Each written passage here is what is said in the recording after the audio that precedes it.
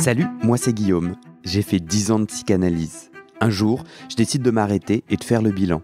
Est-ce que la psychanalyse, ça marche et comment ? Dans ce podcast, des gens viennent chez moi me raconter leur toute dernière séance sur le divan et comment la psychanalyse les a aidés, ou pas. Est-ce qu'ils vont mieux ? Est-ce que ça a marché ? Chaque témoignage est un chemin de vie et ses rebondissements. Pas de montage, pas de coupe. Parfois, je joue au psychanalyste, parfois au patient. Ce podcast est autoproduit avec mes petites mains. Alors j'ai besoin de votre aide. Mettez 5 étoiles, un j'aime, faites un don ou suivez les coulisses de mon aventure de podcasteur sur les réseaux sociaux. Je vous mets les liens à cliquer dans le descriptif de cet épisode. Allez, c'est parti, bonne écoute.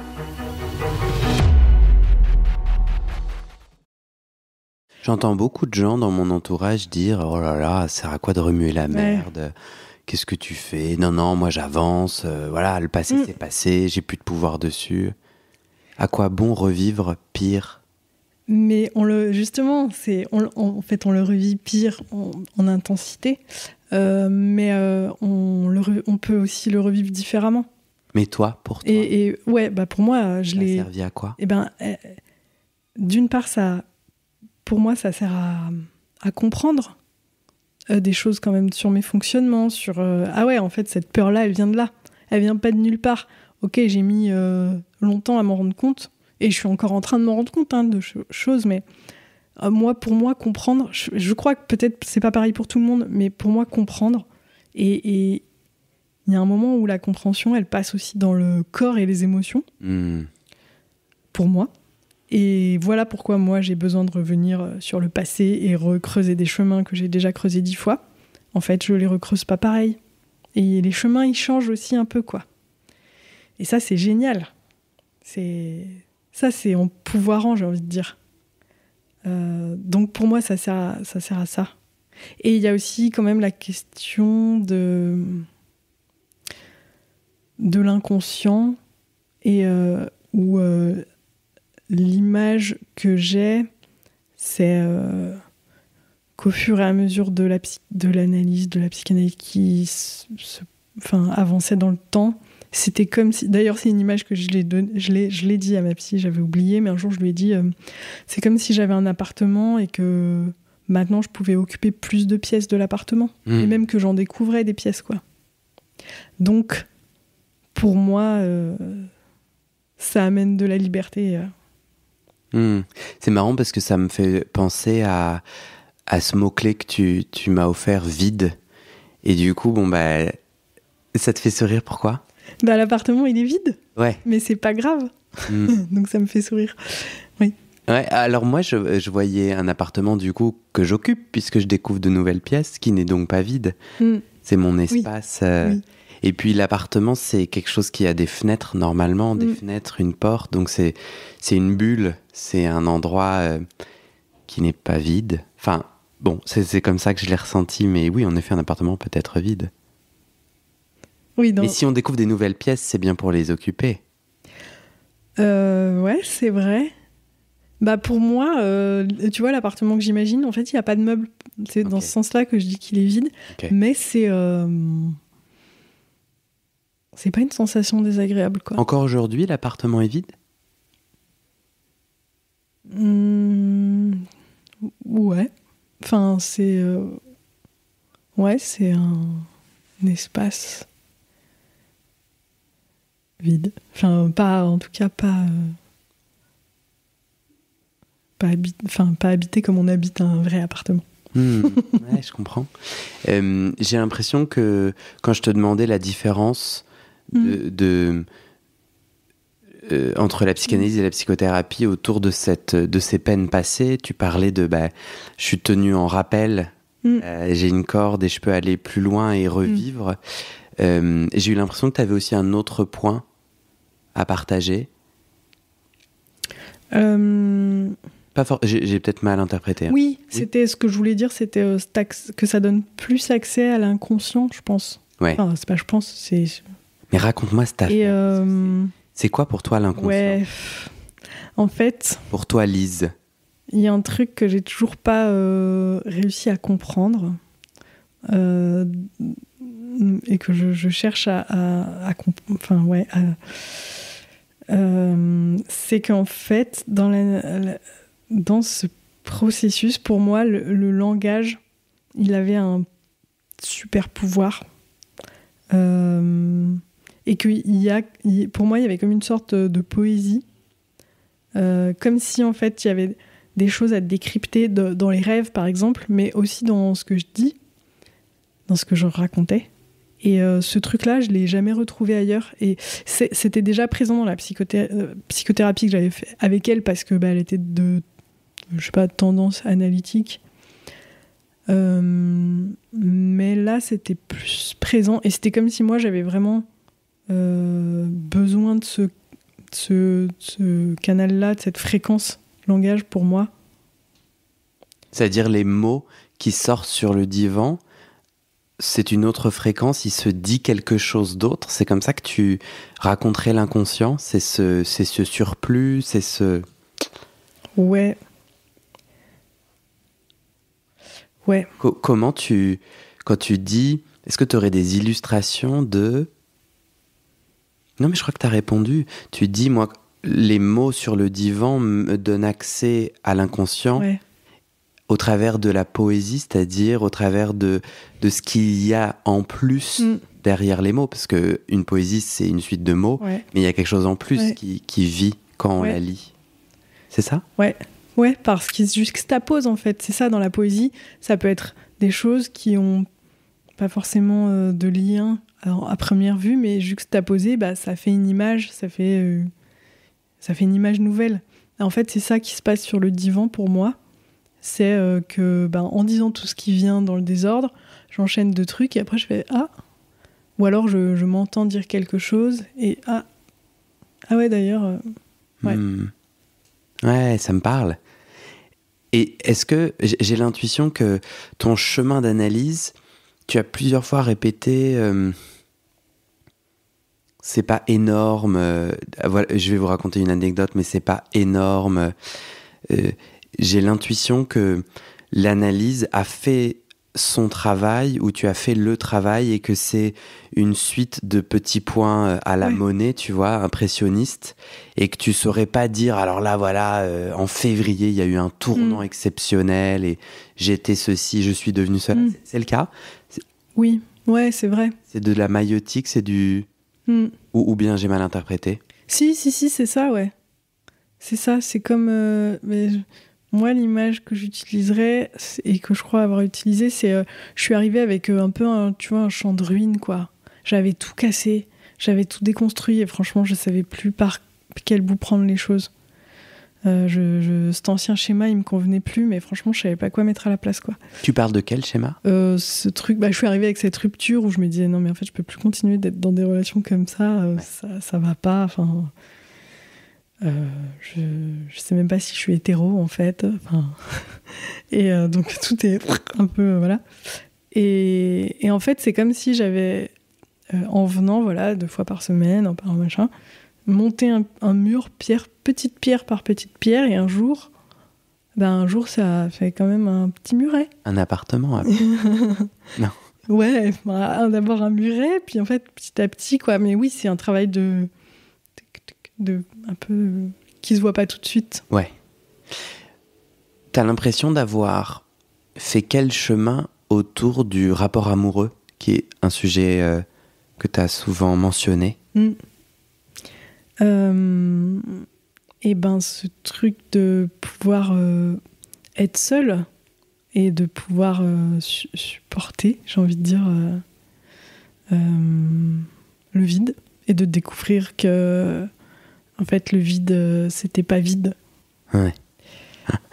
Et que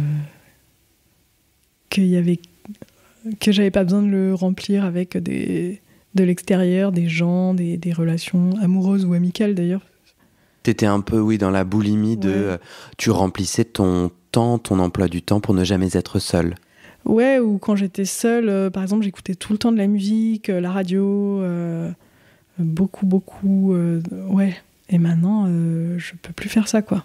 J'ai besoin de calme, de vide à des moments de vide, pas tout le temps, mais... Aujourd'hui, 8 ans plus tard, tu dirais que sur le sujet de la solitude, du vide et du type de relation amoureuse que tu as, tu dirais que c'est plus tes sujets, enfin, c'est-à-dire, tu les as, je sais pas quel mot utiliser, apaisés, conquis, soignés, posés, lâchés. Voilà, tu n'y travailles plus?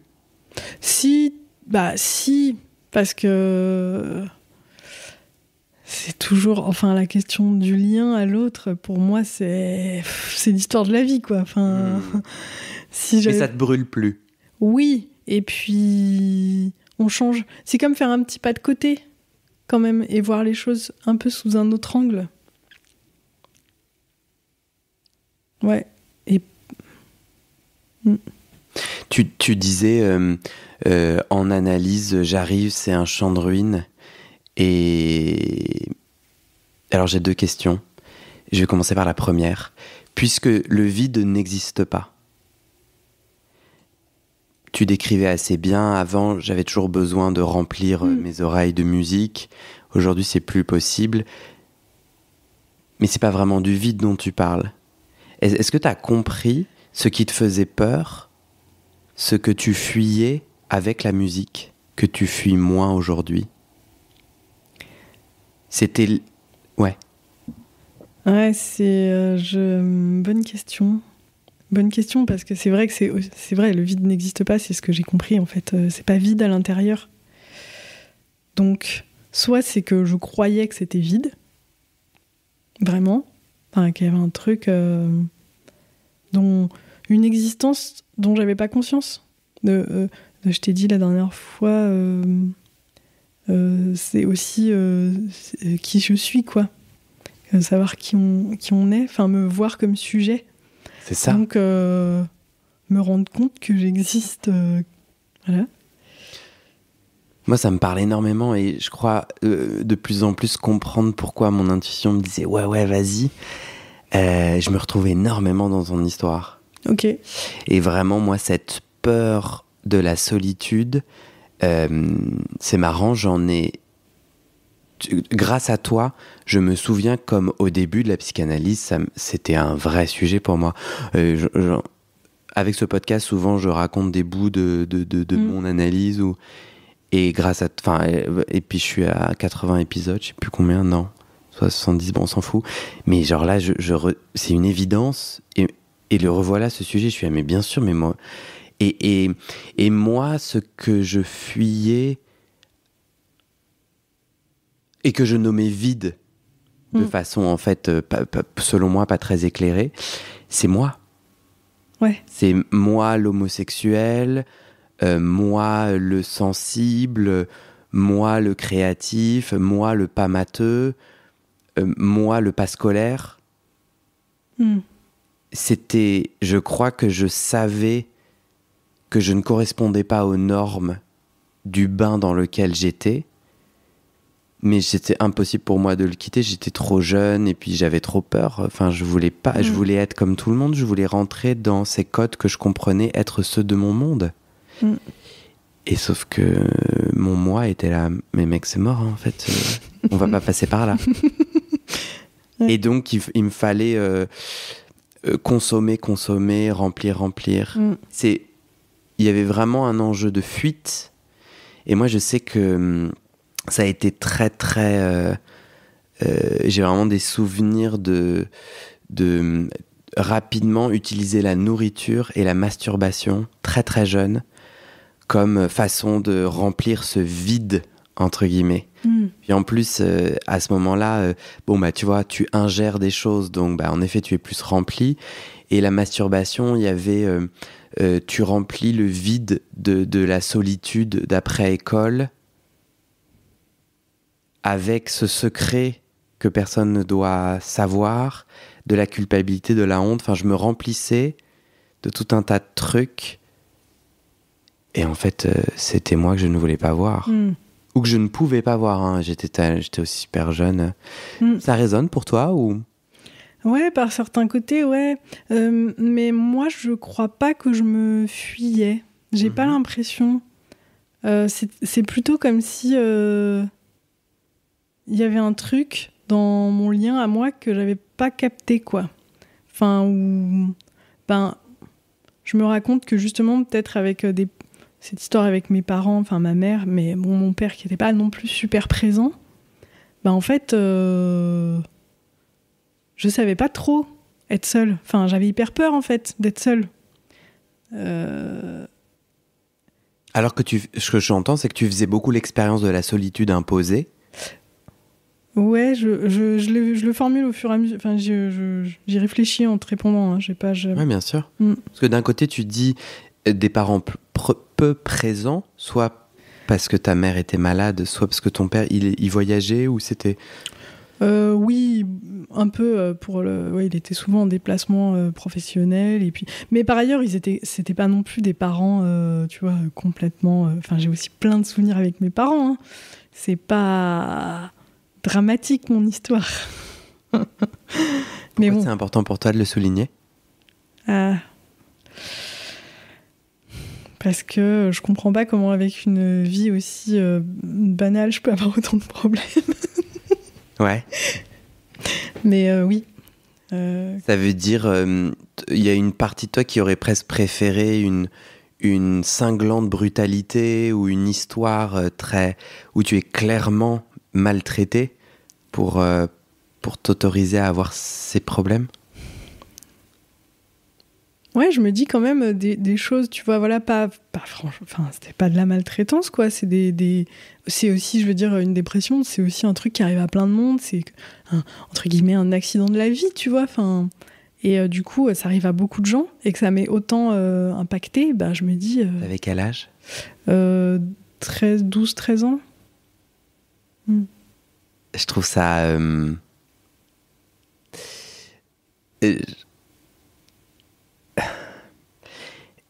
Pour moi, tout l'enjeu de la psychanalyse, ça a été pour moi de sortir d'une posture de petit enfant qui veut protéger et prendre soin de la cellule familiale à adulte qui veut prendre soin en reconnaissant la réalité.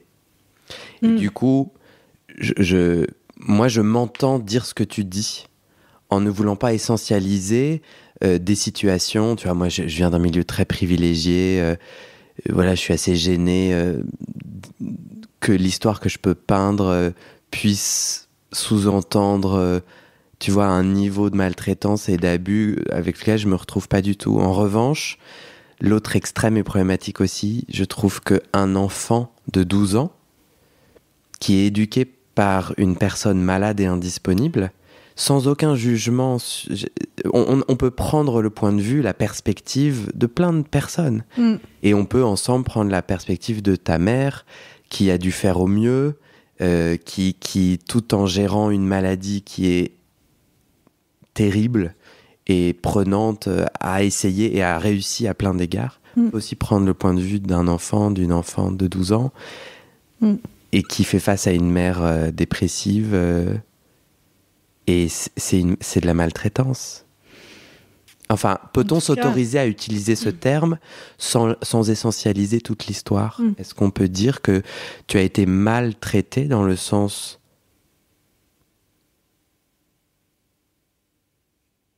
moins bien que si elle n'avait pas été malade, peut-être?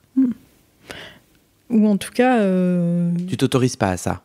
Non. C'est pas ton endroit? Non, pas à cet endroit-là, non. À 12 ans, moi, je te fais un ressenti, ça me met un peu en colère, tu vois.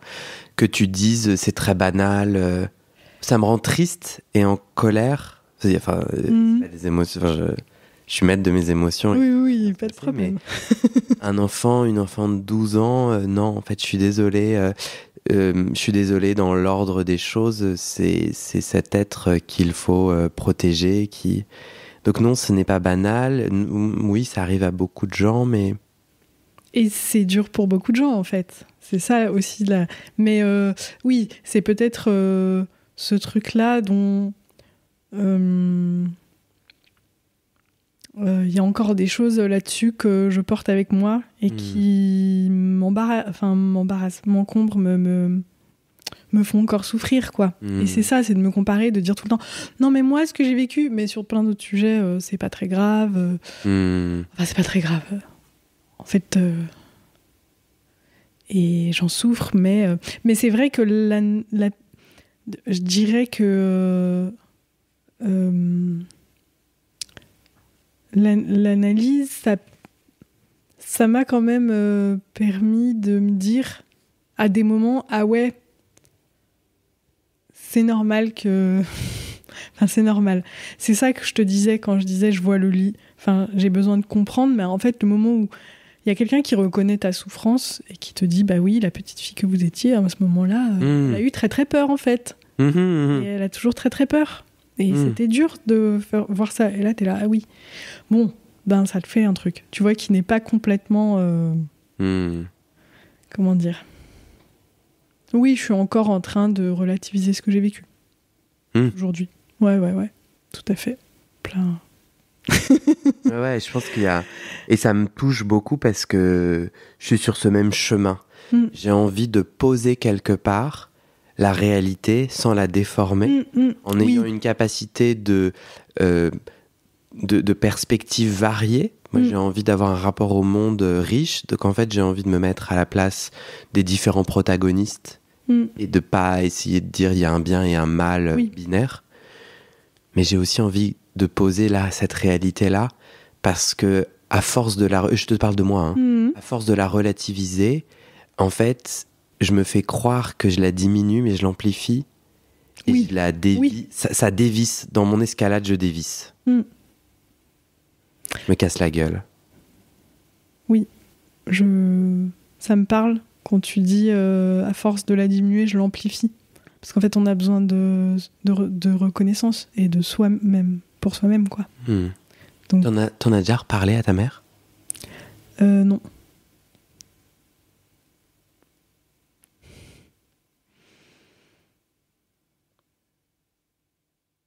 Mais je vais retourner voir. Non.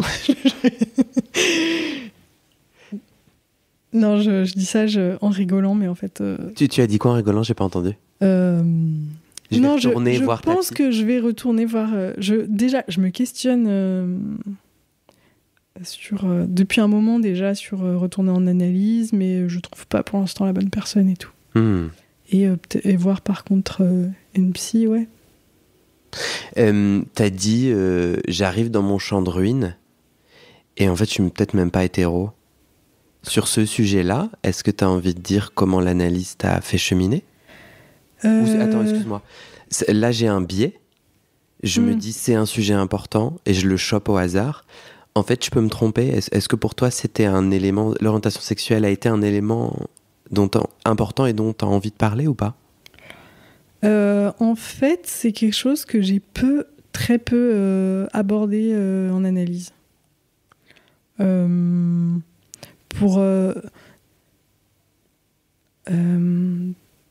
des raisons, en fait, j'étais pas à l'aise, quoi. En fait, j'arrivais pas à tout dire à ma psy. Il y avait plein de trucs que j'arrivais pas à lui dire, soit parce que j'avais honte, soit parce que j'étais aussi sur des trucs, ça me questionne pas mal, ce truc-là. Par exemple, j'étais à donf dans des découvertes d'idées féministes à ce moment-là. Et du coup, parfois, je les posais là et ça marchait pas, quoi. Et je comprends pas. Tu les posais sur le divan ? Ouais, voilà. En fait, qu'est-ce qui ne marchait pas ? En fait, il y avait un dogmatisme, je pense, dans mes idées. Et en fait, j'ai pas trouvé comment articuler ce que je découvrais du féminisme et ce que je vivais, moi, singulièrement. Et je me disais, bon, aussi, je sais ce que... Enfin, voilà, Freud, je connais des trucs un peu théoriques, un petit peu, j'ai pas lu Freud, mais voilà. Et donc, je me disais que forcément, ma psy était anti-féministe, anti-pensée queer, machin. Donc, du coup, qu'elle allait forcément me vouloir me démontrer des trucs. Et moi, j'étais en mode ultra protection. Du coup, c'est pas du tout un sujet sur lequel... Enfin, après, je lui ai parlé un peu des relations que j'ai eues avec des filles, mais je dirais pas que la psychanalyse m'a fait avancer là-dessus. Et c'est la fin de cet épisode. Vérifiez dès maintenant si la suite est déjà publiée. Sinon, vous pouvez vous abonner à ce podcast sur votre plateforme d'écoute pour être alerté dès la sortie des nouveaux épisodes. Et si vous aimez les témoignages intimes comme celui que vous venez d'écouter, j'ai 2 autres podcasts qui pourraient bien vous plaire. Je vous les présente. Histoire de devenir moi. Ça, c'est un podcast dans lequel des gens ordinaires me racontent un tournant déterminant pris dans leur vie. Ils racontent le déclic qui a tout changé et comment ils sont devenus un peu plus eux-mêmes. Comment devenir sexuellement épanoui ? Ça, c'est un podcast dans lequel des hommes, gays, bi ou queer, racontent leur chemin de sexualité et comment ils tentent de s'épanouir face aux normes. Alors pour écouter ces podcasts, vous pouvez tout simplement taper les titres dans la barre de recherche de votre plateforme d'écoute. Mais je vous mets aussi dans le descriptif de cet épisode les liens pour écouter ces podcasts et les liens de mes réseaux sociaux pour découvrir les coulisses de mon aventure de podcasteur et aussi la page de dons pour soutenir mon travail et mes podcasts. En tout cas, n'hésitez pas à m'envoyer vos retours et vos réactions à guillaumefedepodcast@gmail.com ou sur mes réseaux sociaux. Ça me motive énormément de savoir que ces histoires naviguent et résonnent, ou pas d'ailleurs. Allez, merci pour votre écoute et à très bientôt dans vos oreilles.